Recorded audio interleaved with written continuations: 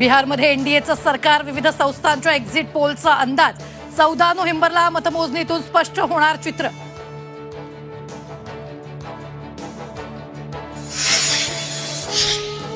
बिहारमध्ये दुसऱ्या आणि शेवटच्या टप्प्यात विक्रमी मतदान. दुसऱ्या टप्प्यात 67% मतदान.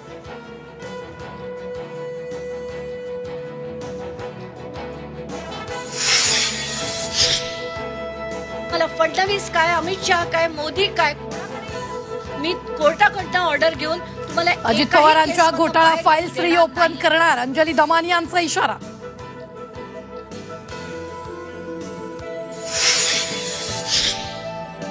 आपल्याला लक्ष केलं जातंय. पुणे जमीन व्यवहार प्रकरणात अजित पवारांचा आरोप. चौकशीनंतर दूध का दूध पाणी का पाणी होईल, अजितदादांचं विधान.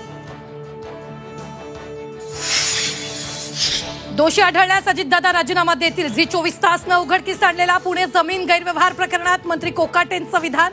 तर यामागे कोकाटेंची स्ट्रॅटर्जी असू शकते. सुप्रिया सुळेंची सावध भूमिका.